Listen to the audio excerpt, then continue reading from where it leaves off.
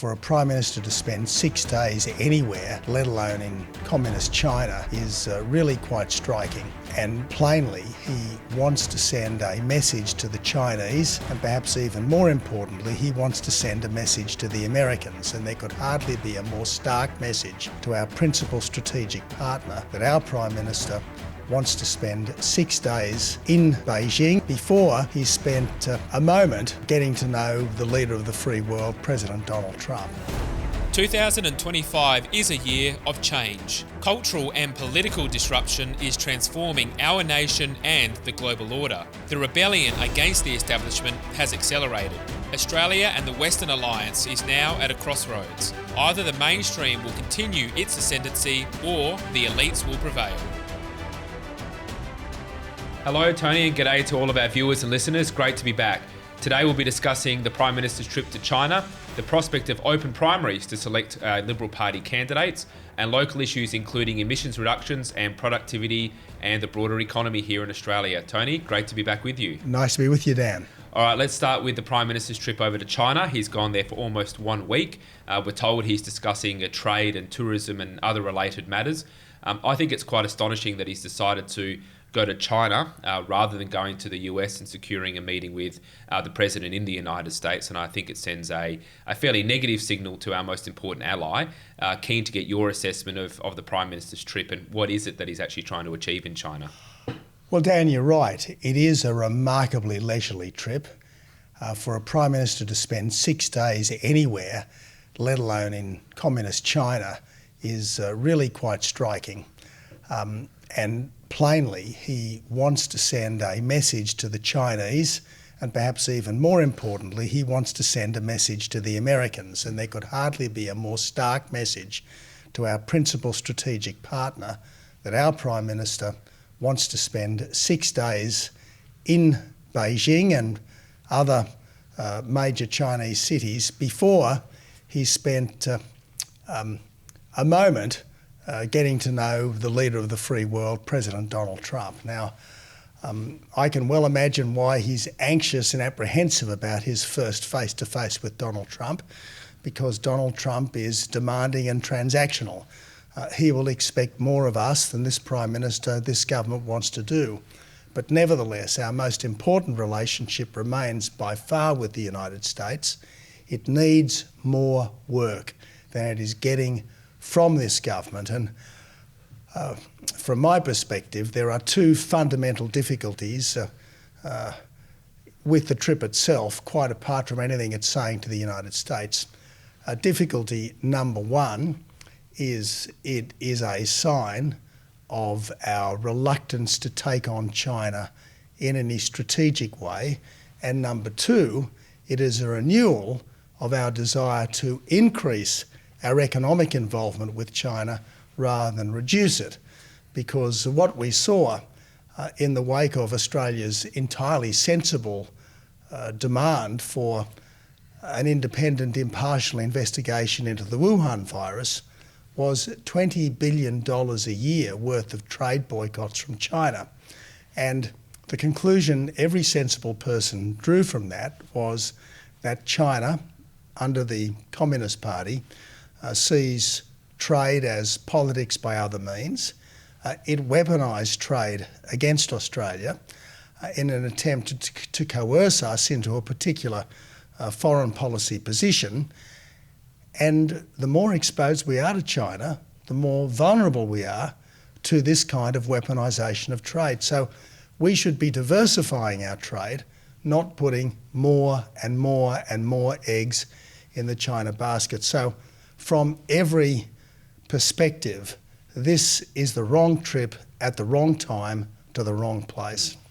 You can speak with some authority on this matter. As Prime Minister, you finalised the trade agreement with China, and I think since then you've had remarks to the effect of, things have changed in the nature of the Chinese Communist Party's relationship with Australia and the Western world.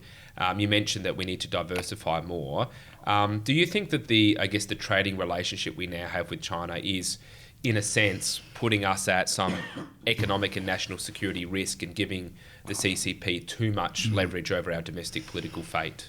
Well, Dan, look, I think these are all very important questions that you pose.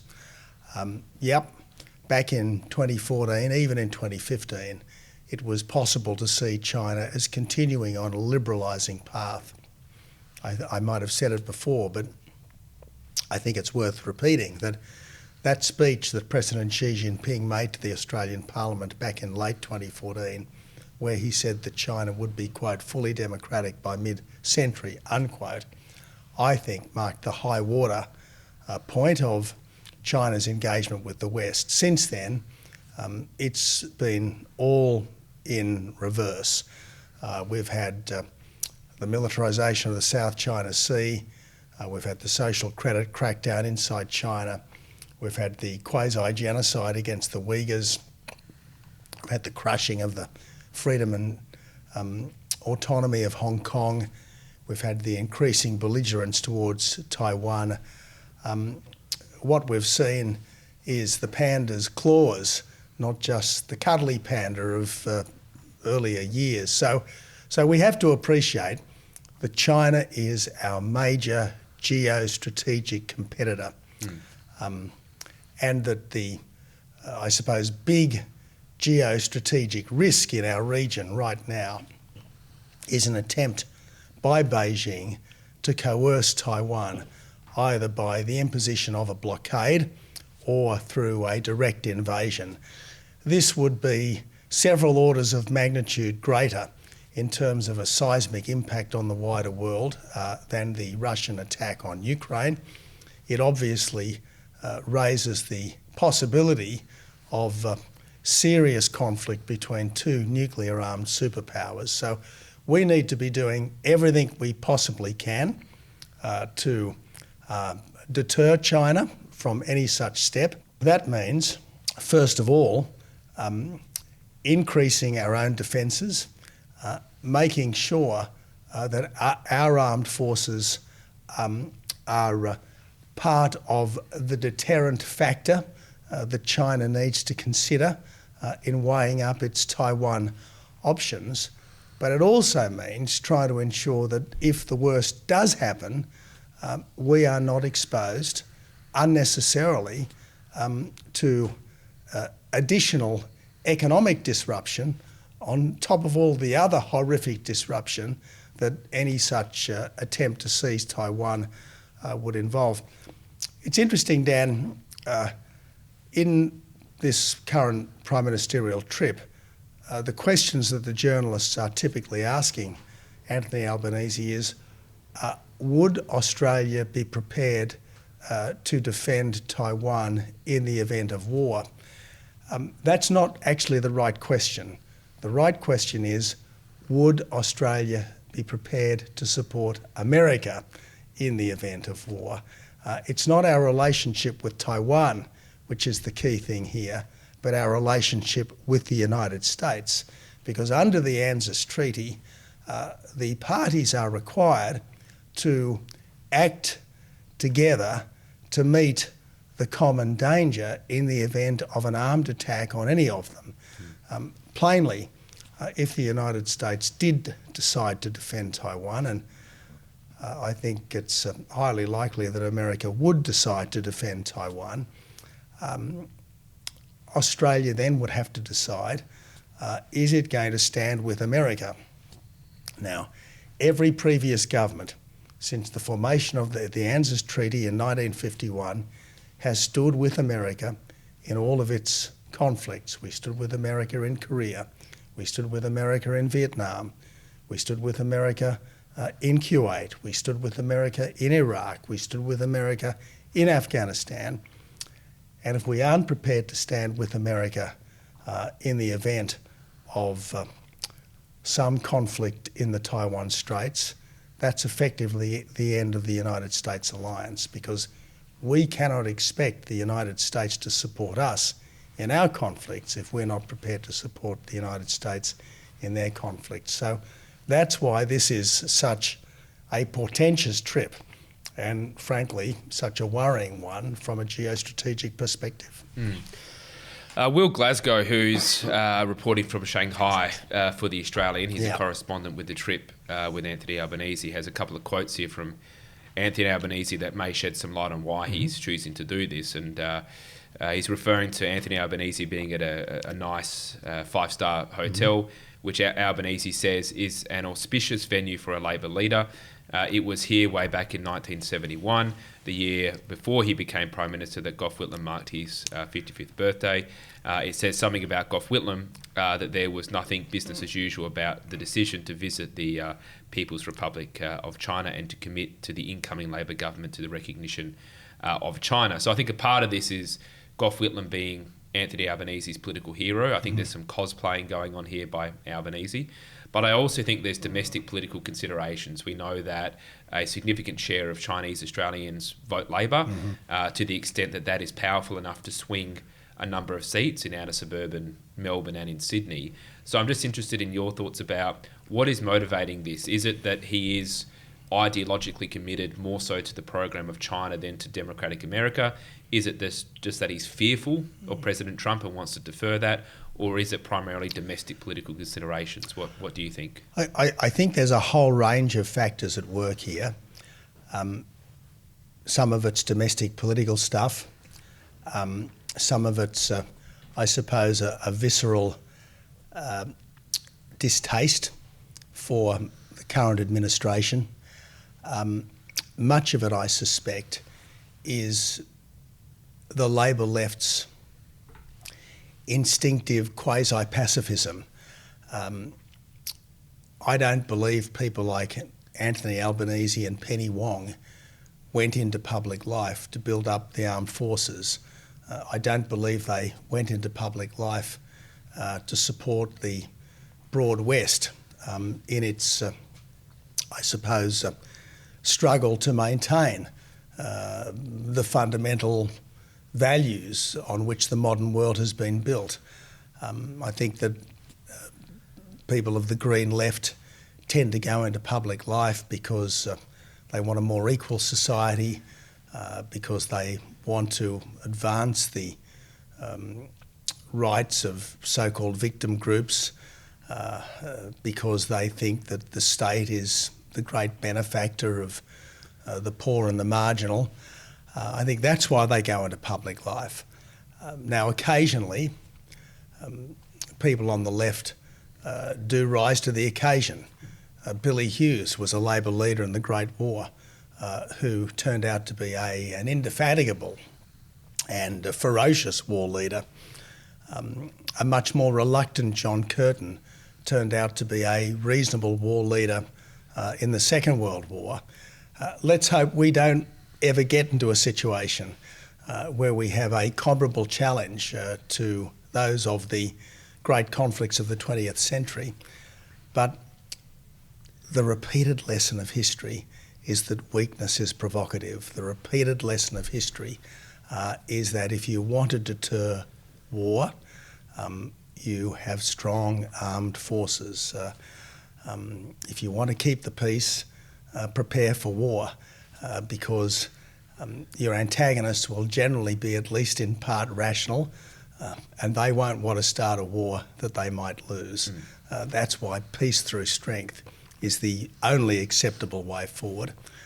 And we shouldn't expect the United States to do all the heavy lifting on behalf of the broader West on its own. I can remember going to Washington in, I think it was in late June of 2014. President Obama had just made a speech saying that the United States couldn't be the world's policeman on its own. And I made a speech which didn't get a lot of attention at the time, and I said, look, America shouldn't need to be the world's policeman on its own, and Australia might not be America's most important or most powerful ally, but we would strive to be America's most dependable ally, and that Australia would be there to help in all of the important tasks that America took on to secure freedom and justice in the wider world. All right, well, let's go to the domestic front, Tony, and one of the key issues that is now coming to the surface yet again is the debate about emissions reduction targets. We've had some pushback now by business groups saying that the 2035 emissions reduction target will undermine our productivity and competitiveness and our local industry as well. Interestingly, the ACTU, in a submission to the Productivity Commission, made a very bold declaration, Tony, that may be a surprise to some, which is that the carbon tax, according to the ACTU, was a success, declaring that it reduced emissions, grew the economy, and that adversely impacted Australians were compensated. Now, the only part of that which is correct is that Australians were certainly adversely affected by carbon tax, and therefore it's an admission that Australians were hurt by that very policy. But Tony, interested in your thoughts, of course, you won a stonking victory in large part on the back of opposing the economy-wrecking carbon tax, and now an organisation that purports to represent the interests of workers is now floating that policy once again. What's your assessment? And Dan, an organisation which has inordinate influence inside the councils of the Labor Party. Look, I think this is a very significant straw in the wind, the fact that the ACTU is calling for a renewed carbon tax. We all know what the carbon tax did. It put up the price of everything. The only time in recent years that the price of power has fallen is when the carbon tax was abolished and power prices fell some 10% instantaneously, and there were commensurate price reductions throughout the economy. So the fact that Labor is looking at increasing taxes more generally on the admission of the Treasurer, and the fact that the ACTU is now calling for the reintroduction of a carbon tax is very significant. But let's look at this whole emissions question. Labor was elected promising a 43% reduction in emissions by 2030. In order to achieve that, we've seen an attempt to massively expand renewable power. That's imposing gargantuan costs on consumers and particularly on heavy industry. It's creating enormous strains, particularly in rural and regional Australia, where farming communities and indeed many conservationists object to seeing their prime agricultural land and pristine national parks disfigured and sometimes destroyed by forests of wind turbines and carpets of solar panels and thousands of kilometres of these gruesome transmission towers. So we're already in a pretty dire situation, and yet we aren't going to meet Labor's targets. We aren't going to meet the 43% emissions reduction target. We're certainly not going to meet the 82% renewable energy target within 5 years. So Labor is already in a very bad situation. What are they going to do? Double down on failure. Double down on the economic pain. Now, this is an announcement, the 2035 emissions reduction target, that should have been made in February. In other words, prior to the recent election. It was deliberately put off because the government was worried about the electoral consequences of announcing a target. It doesn't have now that constraint, which makes me fear that they are going to announce ambitious targets, and business groups that have been altogether too timid up till now are finally finding a degree of courage and saying, look, you've got to be careful here. Well, too right, the government's got to be careful.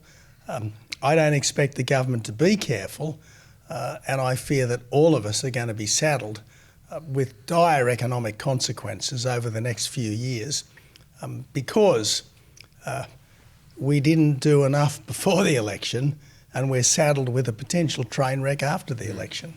Well, and indeed, all of the pressure is actually to increase the target. There's the Climate Change Authority, which is now led by former New South Wales Liberal Treasurer Matt Keane, that is saying, well, you need to have a target of up to 75% cut to emissions by 2035. Relatedly, I saw that Barnaby Joyce has said that he'll be introducing a private member's bill into Parliament to scrap net zero, surely that's more the direction that at least the centre-right needs to be going. I mean, I think the issue here is once you've conceded the ground that the idea of having a centralised emissions reduction mechanism is right, then you have no basis. Whether it's 50%, 40%, 20% is lost on the public. What the public want to know is it a good idea or a bad idea? Clearly it's a bad idea, and I think we need to take a stand on that. Well, Dan, I never thought we should sign up to net zero. After we did sign up to net zero, in an attempt to be supportive of my colleagues, my line has been that we shouldn't achieve net zero at the expense of jobs, industries, and a massive hit on people's cost of living. But I do think we're getting to the stage now where this has become quite totemic. If we are in favour of net zero, all of these economy-damaging measures are justified. If we want to avoid the economy-damaging measures, perhaps we do need to make that very symbolic act of saying, well, actually, we're not committed to net zero. Now, interestingly, the Chinese have never been committed to net zero by 2050. The Indians have never been committed to net zero by 2050. The Russians have never been committed to net zero at any time. And now the United States is, again, not committed to net zero at any time. So all of our efforts in this country, like the efforts that are still underway in Britain and Europe to get to net zero, are in a sense completely futile, because emissions, to the extent that they are a problem, are a global problem. And what's the point of reducing emissions in Australia and in Europe if any reductions that we achieve are more than blown away by the increases in emissions in China and India in particular? So look, what we're engaged upon here, Dan, is a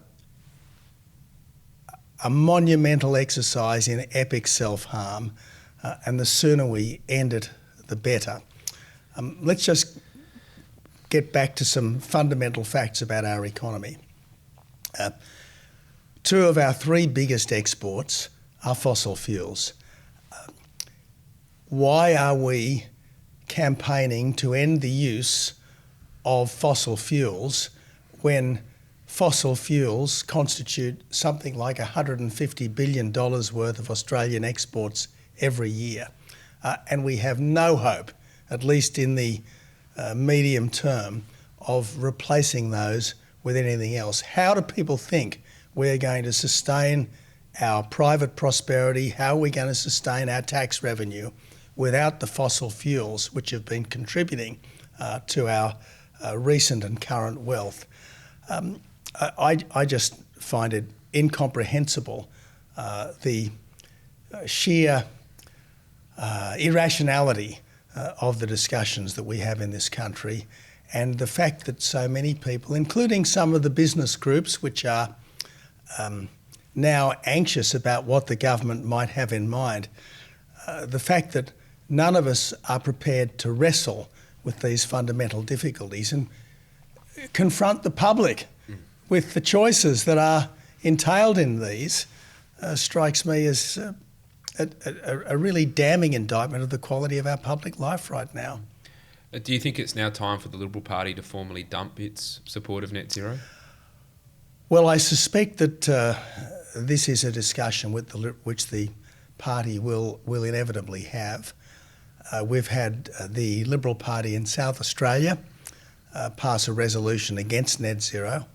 My understanding is that similar resolutions are coming up in both Queensland and in Western Australia. And if Barnaby has got a private member's bill in the federal parliament, obviously there'll have to be some discussion in the party room about it. The opposition leader, Susan Lee, has established some kind of a internal working group to look at this, which is fair enough, provided the working group works quickly and comes up with a position soon, because there are many things that we could, I suppose, with the wisdom of hindsight, criticise about the previous election campaign.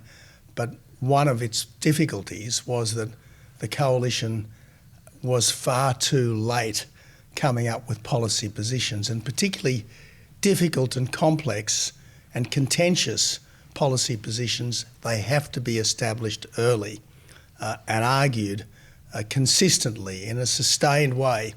You can't suddenly just spring these difficult issues on the public in the febrile atmosphere of an election campaign. You've got to have the debate over months and perhaps years prior to the election itself. Okay, I wanted to turn to another topic on the local front, which is to do with the idea of open primaries for the selection of political candidates, in this context within the Liberal Party. So in essence, the way it works now is you have to be a member of the Liberal Party, and often you have to be within a particular branch in order to be able to pre-select who will be the Liberal Party candidate for a state or federal election. There are some who are advocating for a change to that, which would be an open primary, where in essence anybody in a given state would be able to vote for and elect who would be the Liberal Party candidate for the election. Now, this would be a massive change.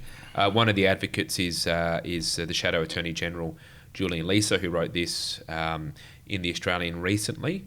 He said that under his preferred system of open primaries, local members of the party will still play a role in shortlisting candidates, but it will then be on a nominated day. Voting would take place at a central location in the electorate to then choose who the candidates would be for given seats. So, Tony, just wanted to get your thoughts. This is somewhat, I guess, broadly in line with the US system, where a number of states there, anybody can vote in a Republican or Democratic primary. In other states in the US, you have to be a registered Republican or Democrat, not necessarily a member per se, but affiliated with the party. Just interested in your perspective on this. Well, Dan, the first thing to say is that for all my admiration of the United States in general, there are many elements in the American system that I wouldn't want to import into Australia. Their system is quite different to ours, and what works tolerably well in America is not necessarily directly applicable to Australia, and I think the primary system falls very much into that category. I can see what Julian Leeser is attempting to do. He's attempting to involve more citizens in the work of picking candidates. I'd rather involve more citizens in the work of the party more generally. So what I'd like to see is low fees for membership of the Liberal Party. At the moment in New South Wales, I think it's $100 a year. Why does it have to be $100 a year? Why can't it be $20 a year? Why can't it be $50 a year or something like that? I think we need to get more people into our political parties, and then we need to democratise our political parties so that the members are crucial in everything. So members will pick candidates in the Senate and in the House. Members will go to state councils and have the same voting rights as everyone else. I mean, what we need to do is build a bigger Liberal Party and then give the Liberal Party grassroots full authority over everything, as opposed to this current hierarchical structure where we've got small and often curated memberships, and then only chosen delegates get to go to State Council. Only State Council gets to choose, in many instances, the candidates. Sometimes it's only the State Executive which chooses the candidates. What I'd like to see is a situation where our party leadership says to every Australian who normally votes Liberal, who considers himself or herself on the centre right of politics, who's interested in public life, I hope that our leadership would say to those hundreds of thousands, if not millions of Australians, join the party and we promise you that you will have a chance to make a difference. You will debate policy, you will select candidates, you will get a chance to interact with your candidates and with your members so that Liberal politics in this country won't just be some top-down, leader-dominated thing. It will be a partnership between the parliamentary party and the party in the community. That's what I'd like to see, and I think that would be much more in keeping with our political tradition than introducing primaries. Because let's face it, Dan, why should a Labor voter or a Green voter have a say in the selection of the Liberal candidate? Yeah. Well, that's exactly, I think, what would happen. I mean, Julian Leeser does sort of preempt that argument by saying that non-members would have to pay a fee, but those fees would be covered by the powerful interest groups that would just flood the zone with their members. You might remember, Dan, back about a decade ago, the British Labor Party tried something like this. They essentially invited the general public to help choose their leader, and who did they end up with? Jeremy Corbyn.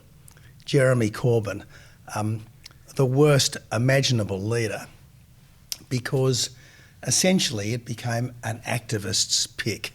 And that's the, I want Liberal activists, not leftist activists, to be picking our candidates. There's already enough of those within the party, some would say. Mm-hmm.